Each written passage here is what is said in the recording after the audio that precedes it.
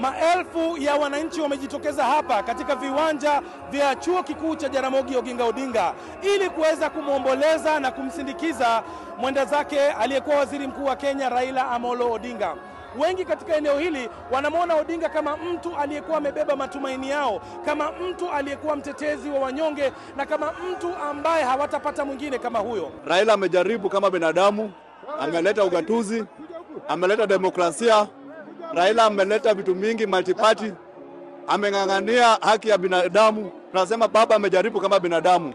Tunaomba tu Mungu amsaidie aweke roho yake mahali pema peponi. Nimekuja kuomboleza baba Raila Amolo Odinga, baba wa watu, mtu wa watu, Raila baba, Amolo Nyundo, Tinga. Nimekuja hapa kwa ajili kuaga shujaa wetu ambao alitupigania kutokapata demokrasia. Tena tukapata katiba mpya. Ni mjasiri na ni mtetezi ya wanyonge.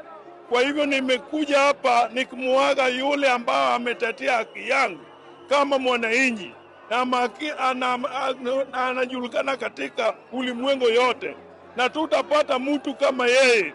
Lakini tunaomba Mungu kama anaweza kusikia sisi kilio yetu, alete mtu kama Raila Amolo Odinga ili tuende kama vile tulikuwa tukienda.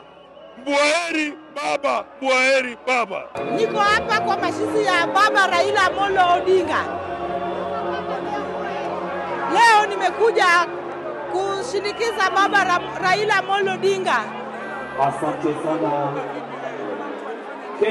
Raila Amolo Odinga nimekumbuka juu ya ameleta devolution kwa hii Kenya.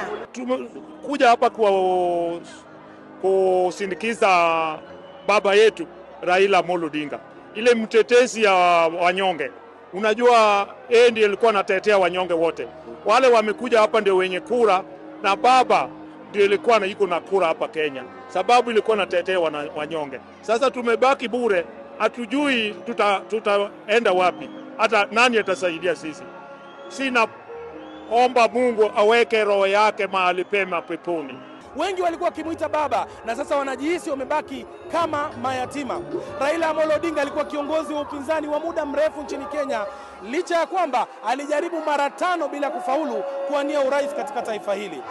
Wengi hapa wanajihisi kwamba hawana tena mtetezi wa wanyonge, lakini wamefurika kwa wingi ili kumwaga Raila Amolo Odinga. Baadaye jioni, baada ya shughuli hii ya misa ya wafu hapa, Raila Amolo Odinga atapumzishwa katika makaburi ya familia katika shamba la babake Kang'o ka Jaramogi hapa mjini Bondo. Roncliffe Odit, BBC, Bondo, Kenya.